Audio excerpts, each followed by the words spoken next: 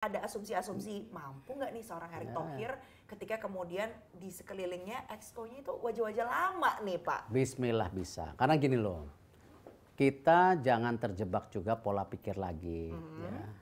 Oh, orang ini bagus, orang ini tidak bagus. Kalau tidak ada sistemnya. Orang itu bagus kalau ada sistem yang disepakati. Dan ada leadership yang memimpin. Nah, kita lagi bentuk itu di PSSI. Nah, jadi saya yang namanya pengaturan skor sangat yakin akan ada nanti. Cuman tentu sekarang sudah di tangan kepolisian, biarkan dari, kan kemarin saya kan serahin, terakhir kemarin kan saya udah nyerahin. Tinggal tentu kan ada mekanisme dari pihak kepolisian, ya kita sabar aja. Resistensi dari dalamnya tuh kuat banget ya Pak? Enggak juga, mereka mau berubah kok. Kita punya cita-cita liga kita mau jadi nomor 1 di Asia Tenggara. Kita punya cita-cita tim nasional kita mau berprestasi secara tentu ya tradisi ya, maksudnya secara berkelanjutan. Ya kalau kita nggak punya perbaikan dan tolak ukur yang jelas, mana mungkin kita akan tercapai gitu. Nah itu yang penting kita sama-sama, ini mimpinya mau atau tidak. Kalau nggak mau ya jangan keluar.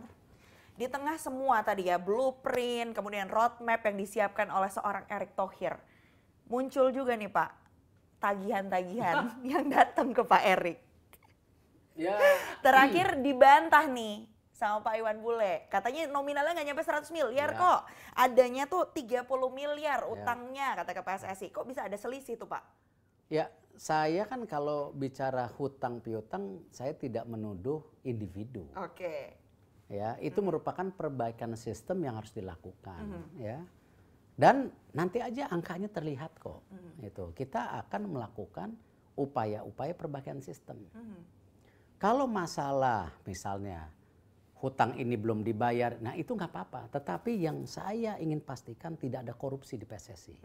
Berarti kalau ada korupsi di PSSI nanti ada pasti tindakan hukumnya. Tapi nggak boleh nuduh gitu. Ini kan proses.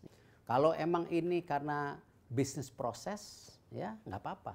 Tapi kalau sampai ada korupsi, nah itu yang kita harus antisipasi. Tapi yang tadi sempat disinggung, mudah-mudahan sudah akan diputuskan gimana Pak?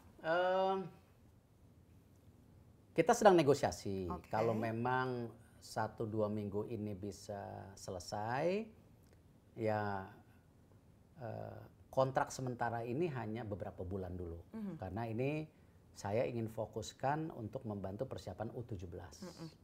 Nama sudah ada, kontrak sudah ada, tinggal lawyernya lagi bolak-balik.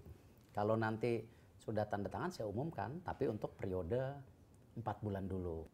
Kita ini harus memperlihatkan keseriusan kita dan komitmen kita dan delivery. Itu sama. Ini baru individu internasional.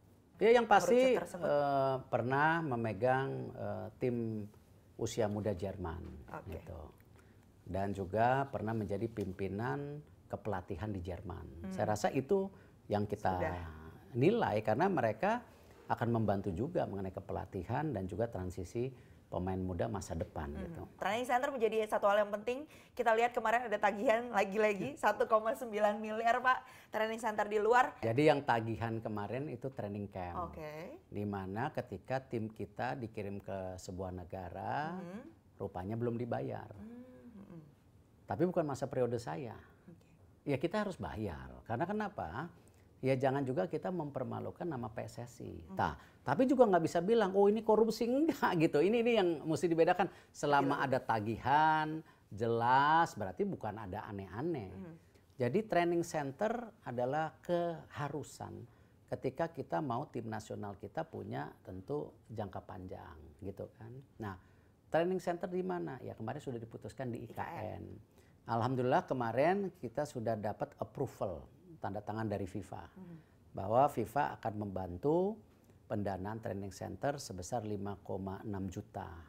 Di mana 50% akan dibangun setelah FIFA meng-approve itunya. Maksudnya komitmennya, desainnya. Lalu nanti 40% dibayar kalau sudah 50% jadi. Nanti 10% ditahan kalau benar-benar jadi. Ini kan proses semua. Dan itu kan terima kasih loh. bukan dihukum, masih dibantu sama FIFA gitu.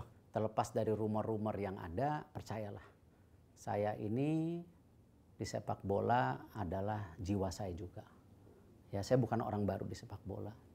Saya bekerja dengan profesional, saya bekerja dengan hati, dan ini memang cita-cita yang sama-sama, tidak hanya masyarakat sepak bola dan saya sendiri.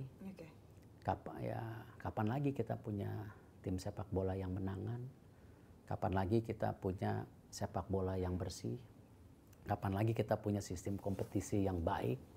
Kapan lagi anak-anak muda kita punya mimpi sehingga bisa menjadi bagian daripada tim nasional ataupun bagian daripada pengembangan anak muda Indonesia yang punya jiwa olahraga, sportivitas. Ini benar-benar sebuah hal yang menurut saya pembangunan karakter yang kita harapkan bisa terjadi melalui sepak bola juga gitu. Problem dari bangsa kita ini kan database.